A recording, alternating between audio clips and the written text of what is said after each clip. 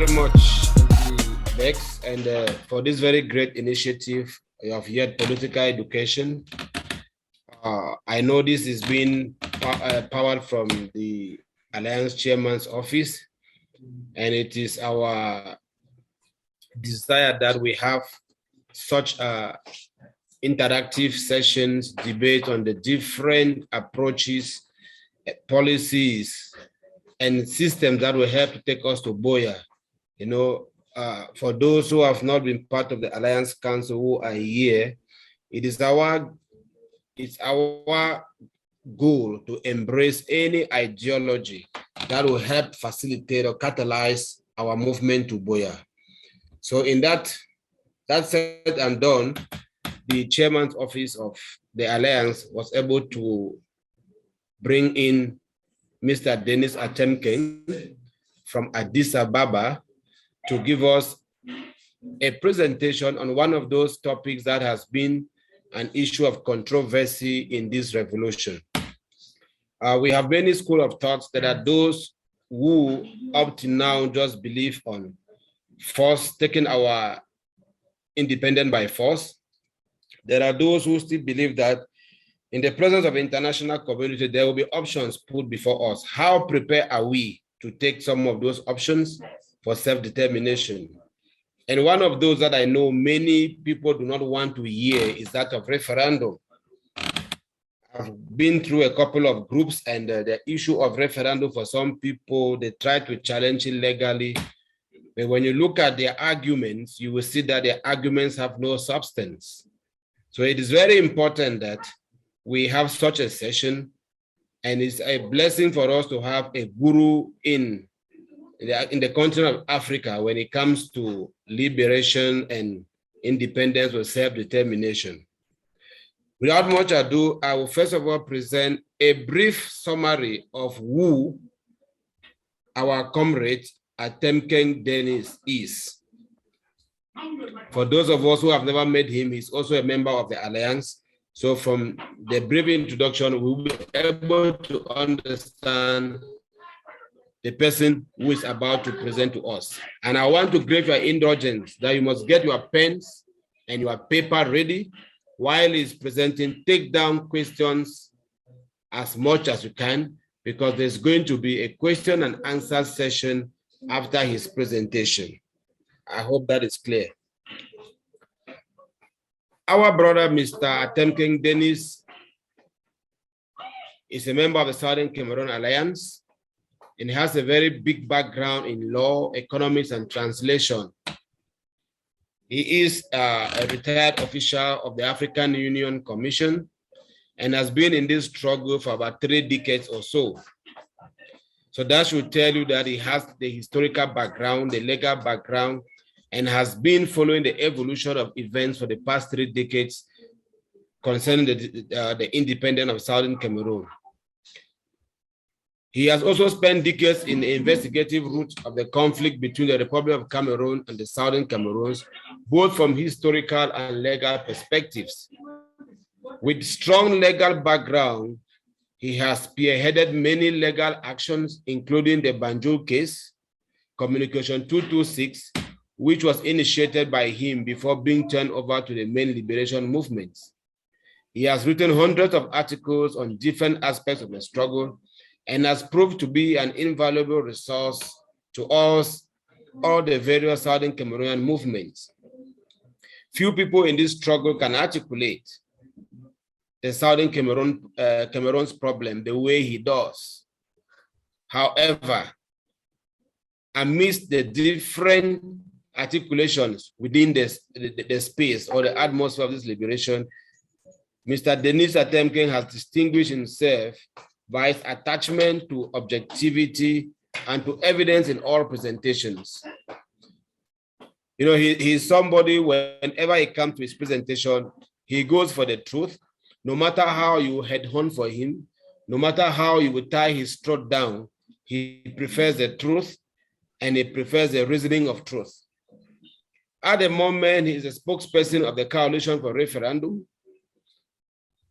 which firmly believes that the final solution to the conflict between the 2 Cameroons is through a referendum.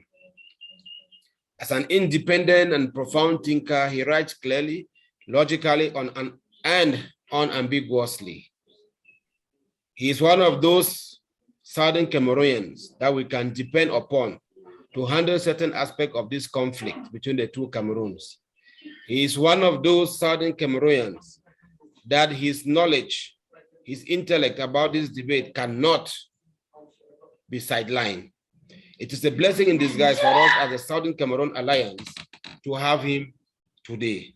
Ladies and gentlemen, I present to you our guest speaker for tonight, Mr. Atemnkeng Denis from Addis Ababa. And I will plead that we get our pens and paper ready.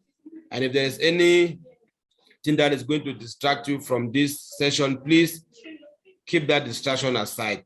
You will not want to miss this presentation. You will not want to hear recordings of this presentation. And I know everyone wants to be there live and say, I was there myself.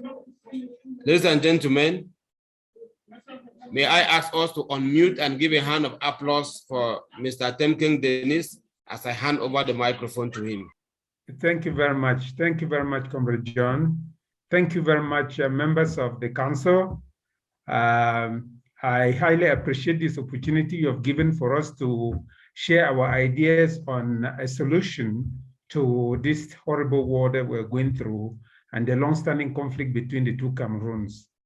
You know, this is something that all of us are thinking about.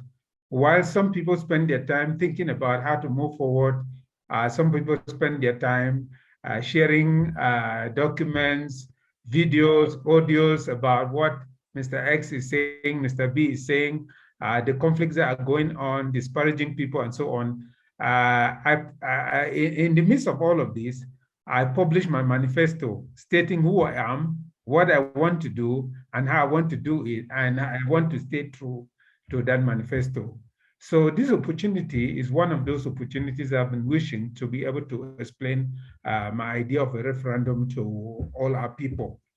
I will kindly beg your assistance that I should share my screen so that you can follow the presentation with me, if that will make it easier. If it will make it easier, then I can share my screen with you people so that as I go along the page, you can also follow up. Okay, so let us begin. As you see, the article is titled Talk on an international referendum as a conclusive solution to the conflict between the two Cameroons, delivered to the Southern Cameroon Leadership Council by Mr. Denis Atemnkeng.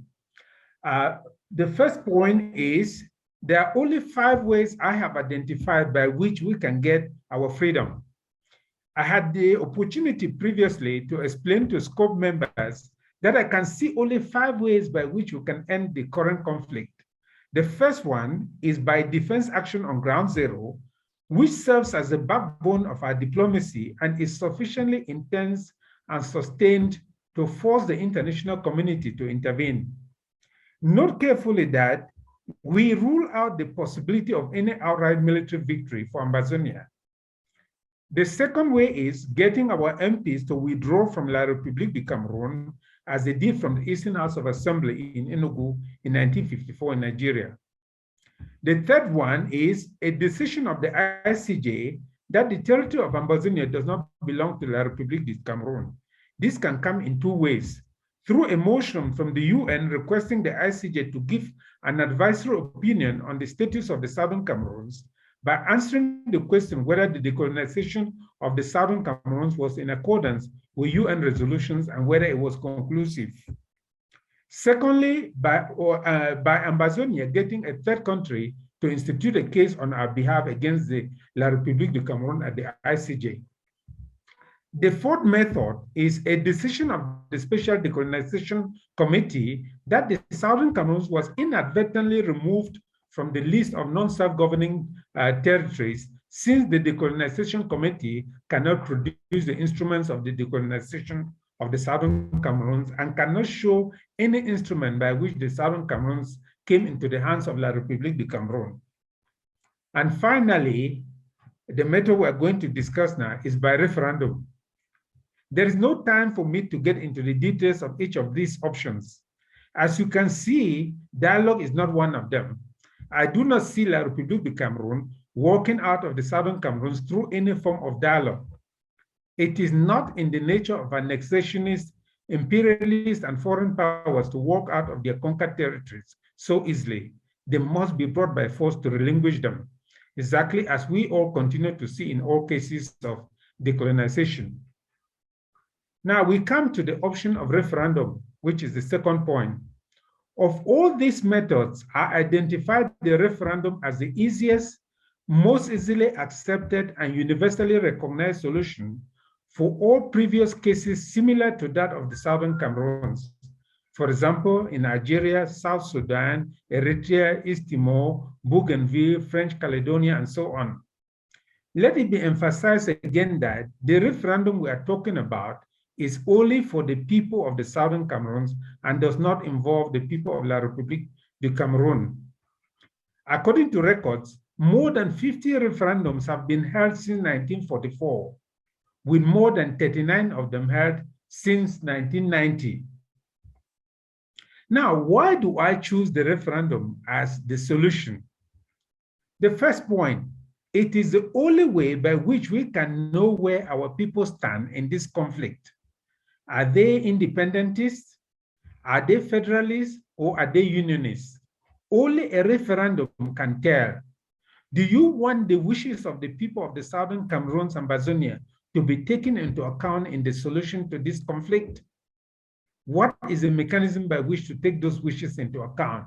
This is the question each of us must ask themselves when they think about a solution. Do we want the wishes of our people to be taken into account when we are seeking for a solution? If so, what is the mechanism by which to take the wishes of our people into account? The second reason I choose a referendum is that it is a tried and tested solution for all cases where people have taken up arms against foreign domination and occupation. Remember that all of French Africa went through referenda with France in late 1950s. Only in Guinea did the referendum go against France. The third reason, it is the only concrete and final solution that we can present to the international community and through them to La République du Cameroun in an effort to resolve this conflict. 4, it is the only solution which provides a platform from which the people of the Southern Cameroons can speak for themselves. It gives a voice to our people and avoids imposition, either by Cameroon or by the international community. 5, it is the only solution that the West, on which we are relying to intervene on our behalf, cannot refuse. France, Britain, the USA have all accepted referenda in their own matters. 6, it is the only solution that satisfies all parties in this conflict. Ambazonians are made up of independentists, federalists, and unionists, and then La République du Cameroun and the international community. These are the stakeholders in this conflict, and the referendum solution satisfies all of them. 7, it is the only solution that La République du Cameroun will most easily accept as a face-saving formula and exit from this war. If it doesn't accept a referendum, what will it accept? I want any of you to tell me. Can it accept that Ambazonia defeated it in war? Can it accept that it was unable to defeat Ambazonia? Most importantly, there is no risk that a part of La République du Cameroun may also demand a referendum, since under international law, none of them has the status of the Southern Cameroons. So in this case, La République du Cameroun cannot fear that by accepting a referendum from the people of the Southern Cameroons, it will start an avalanche of demands for referendum from its other people. That's not possible. There's no such possibility. The 8th reason is that a referendum provides one point of agreement among all Ambazonian groups. The international community will no longer be able to accuse us of not being united, because all groups can rally around the idea of a platform for our people to speak for themselves. The 9th reason is it will bring about an automatic ceasefire once all parties agree that killings, intimidation, propaganda, and guns are not the solution, but the voice of the people. it is a red card to all parties that they will pay a heavy penalty at the referendum polls if they continue to subjugate our people. The argument of force will finally give way to the force of argument. The 10th reason is it will strengthen our people to endure until the end because they know that the final decision will be taken by them. The 11th reason, it short circuits all the manipulation of international opinion orchestrated by La République du Cameroun. Once the principle of a referendum is accepted, it will no longer matter whether La République du Cameroun gets the whole of the Southern Cameroon sending motions of support or marching and chanting one Cameroon. It will no longer matter. You see that in order to manipulate international opinion, La République du Cameroun is forcing us to participate in 11 February, is bringing AFCON to our territory and so on. All of that manipulation will no longer have any meaning once the principle of a referendum is accepted.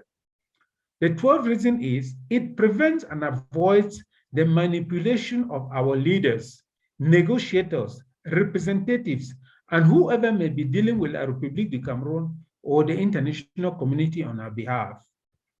In 1961, our forefathers made the terrible mistake of caving into the British proposal of independence by joining. They were manipulated, but that could never have happened if they insisted that such a matter was so important that only the people themselves could decide through a referendum. Today, we do not agree on who will represent us in any talks. We do not know whether they can be bought and sold. We do not know their negotiation skills. All this becomes irrelevant once all parties agree on a referendum. 13, a referendum gives us something concrete that we can start discussing through third parties with the enemy, even while the war is going on. It also enables us to educate the still truthful citizens of La République du Cameroun about a peaceful and acceptable solution. There are many other advantages that I could cite, but I will not go into them. The 14th one is if the international community regards Ambazonia as an integral part of Cameroon, it cannot deny that the people of the Southern Cameroons have a right to withdraw from any purported union exactly as the UK joined Europe by referendum and withdraw by referendum. A referendum in this case will be the only method by which we can review our relationship with La République du Cameroun. Now, I have published all the independence referendums from 1944 to 1980, which are here. You can see Denmark, Iceland separating from Denmark, Mongolia separating from China, then Faroe Islands separating from Denmark, Newfoundland separating from the UK, Cambodia separating, and so on. After that, Table 2 shows independence referendums from 1991 to 2011, and you can see the list. In fact, these tables are very important because it enables those who have not taken time to do the research to see the number of independent referendums that are taking place in the world. Now we go to the third point, the most biting criticisms against the idea of a referendum. Although there are many criticisms, I have listed the following as the most interesting. The first one is that it is not yet the moment, it is premature, it is not yet the time. The second one is that dialogue must precede the idea of referendum. The third one, that it will be rigged. The fourth one, that La République will never accept. The fifth one, that it is a betrayal of our cause. Now, let us look at these criticisms, that it is too premature, it is not the moment. Can it be too early to stop a genocide? Can it be too early to stop a war? Can it ever be too early to stop the daily killing of our own people? Are we saying so because we are not the ones that are really suffering on ground zero? If we all start calling for a referendum as a solution, wouldn't it gain center stage also? An end to war does not come from heaven. It is the product of what we say and what we do. If we want the war to end, it will end as soon as we focus on ending it. The referendum is a concrete solution that can end this war if we all insist on a platform from which our people can speak for themselves. Independentists on their own are not the people. Federalists on their own are not the people. Unionists on their own are not the people. All of them put together are the people. Why are we then prolonging the war by being completely unable to present a concrete solution to the world? What solution do those who reject referendum have? Dialogue? Some say La République is still in control of our territory and therefore a referendum cannot hold. Of course, those who propose a referendum have not said that it must hold under the present circumstances. The circumstances have to be negotiated with La République du Cameroon together with the international community. All we need to do is see that what happened in all is to see what happened in all other previous cases where similar wars were resolved through referendum. The second argument was that dialogue must precede a referendum. Let me ask our people, who made this rule and where is it written? Is it a natural law in the same way as water only flows down a hill? If there is to be dialogue, it will be held between the warring parties, that is to say, La République du Cameroon and independentists. Independentists are not going to negotiate for good governance or a patching up of the relation. This is not a failing marriage that they want to rescue. All they want is for La République du Cameroon to quit Ambazonia. So what are they going to negotiate? I would like any of us to reflect on that and tell me what, if they say dialogue today, what are people are going inside that dialogue to go and negotiate? Are they going there just to say that the negotiations have failed and therefore we should go for a referendum? If they did that, the only thing that can be negotiated when that dialogue fails are the terms of the referendum.